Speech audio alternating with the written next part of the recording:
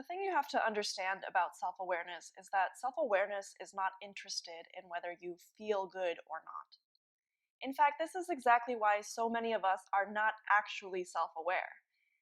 If we were, we would have no need for the concept of good and bad. The thing that self-awareness cares about is that you wake up to the parts of yourself that you have rejected, suffocated, suppressed, silenced, shamed, abandoned, belittled, and devalued from the moment you came into and began interacting with your physical reality.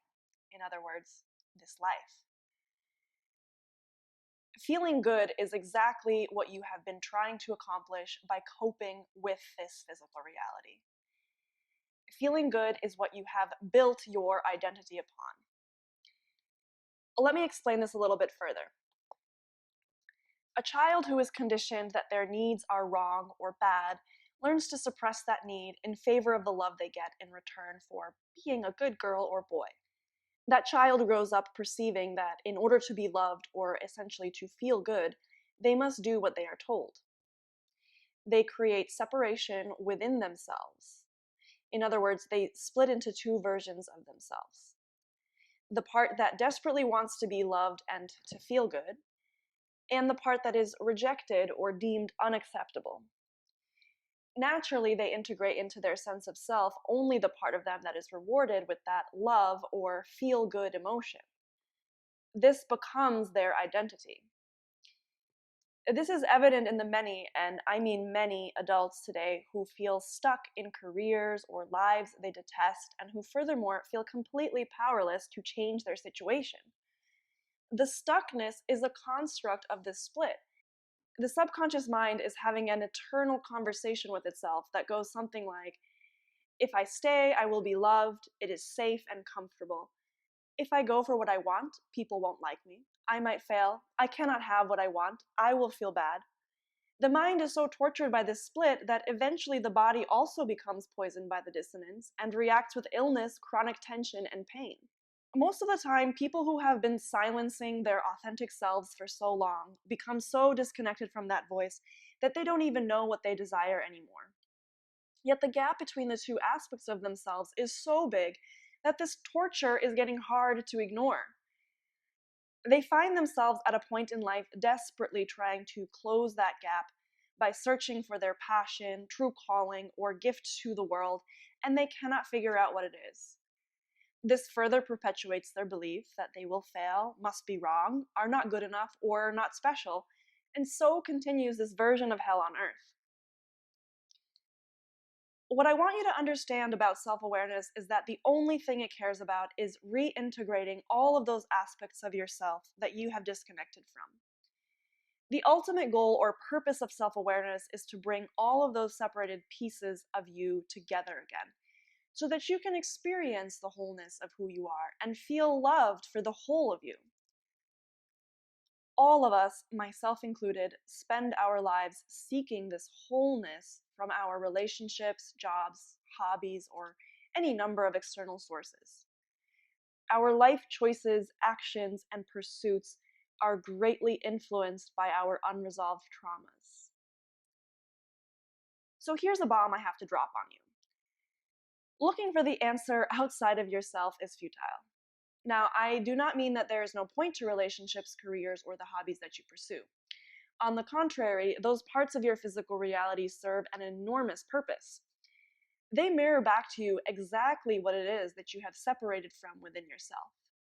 Relationships, probably more than anything else on that list, are an extremely good example of this.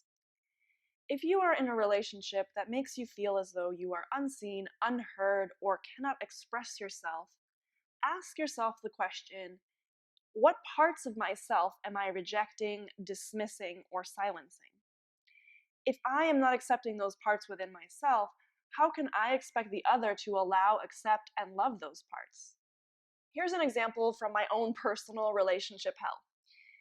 Most people who know me would describe me as someone who is always happy. Some days this is true, other days it is not true, but you would never know this because I go through great lengths to hide this from you. I learned somewhere along the way that presenting a disagreeable version of myself will not result in getting the love I want and crave. Internally, I experience a deep-rooted fear of getting rejected or abandoned if I make anyone else uncomfortable, angry, or disappointed. A classic case of people pleaser. Now, let me explain how this would get integrated into my sense of self and perpetuate itself. Throughout life, I was rewarded for how easygoing and agreeable I am. This reward for my behavior felt good, so it became a part of my identity. In a situation where I do not agree, in fact, maybe even feel offended, angry, or wronged, the learned behavior I would present in order to feel good would be to stuff those emotions back down wherever they came from and just keep the peace. I would again be rewarded for my easygoing behavior and therefore continue to teach others that this is what they should love me for. I am essentially perpetuating my own hell because underneath it, I, like every single human on this earth, desperately wants to be loved unconditionally. However, simply by virtue of placing conditions on myself, I am proposing those same conditions to others. Now, let me explain why self-awareness doesn't necessarily feel good. The more awakened version of you that is aware of this disconnect between these two versions of yourself is suddenly extremely alert to what is going on. In fact, it's as if there is the third player in this game. The two versions of you battling it out, and the third, a spectator. The spectator watches as the version of you that desperately wants to feel loved shouts at the version of you that feels angry, "Would you just stop undermining our need for love? You're gonna screw it up if you express yourself." The angry version of you shouts back, "Would you just stop excluding me and let me be here too?" By the way, the unaware version of you has internalized this dialogue so much that it's happening mainly through physical sensation, triggered emotions, and reactions. The self-aware mind, however, is sitting in the audience watching this shit show go on inside of you. You might then simply, by observing the horror before your eyes, spiral into another layer of separation by beginning to think that if anyone knew exactly what was going on inside of your mind, they would for sure lock you up in an insane asylum. This, my friend, is exactly why self-awareness does not always feel good. At least not in the sense of how you have understood feeling good for your entire life. So why then should you bother to become self-aware at all? After all, isn't there some truth to ignorance is bliss? Ah, yes. Wouldn't it be great if it were actually possible to remain entirely ignorant exactly as you first came into this world? Entirely whole.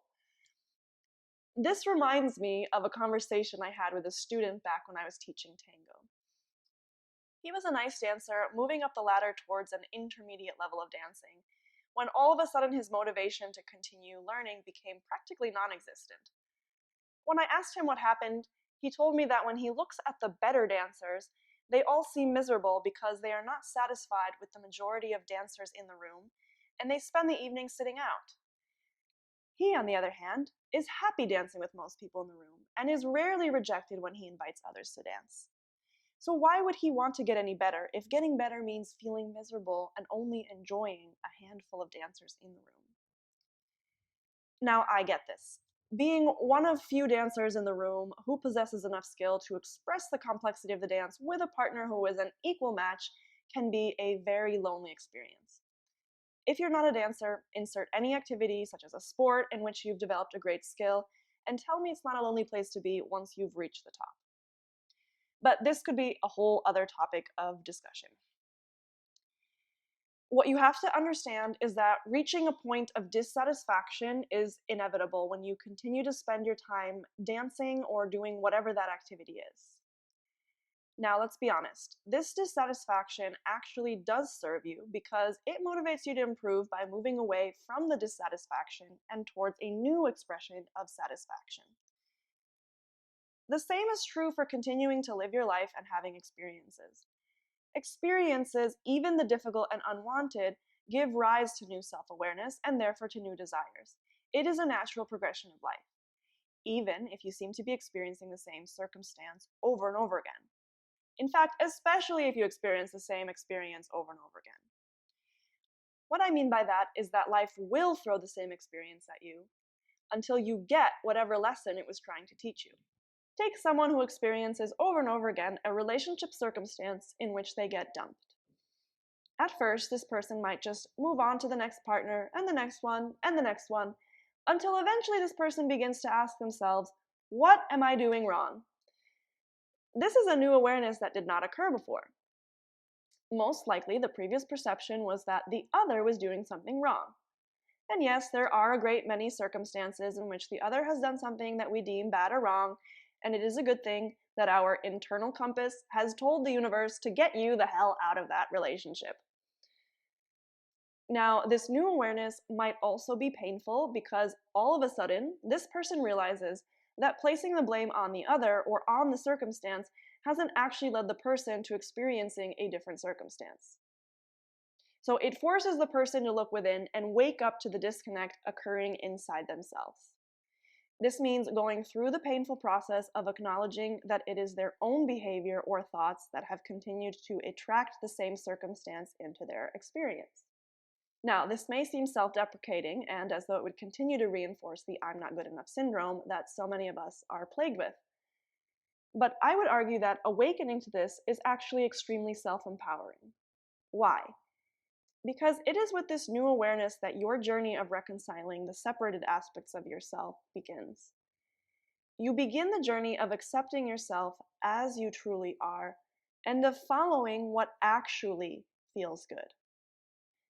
Perhaps for the first time in your life, you recognize that you, and only you, can change these unwanted negative circumstances.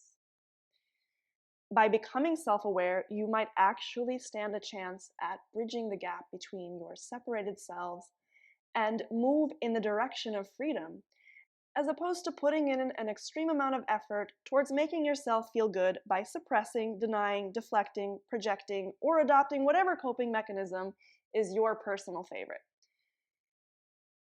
A strong image that works for me and understanding the benefit of this is to picture yourself falling into the ocean with all of your clothes, shoes, and a heavy backpack on. You can either struggle to swim to the top by keeping all of that on you, or you can simply take that backpack, clothes, and shoes off and swim to the top effortlessly. Of course, I wouldn't be writing this article if it really was that simple.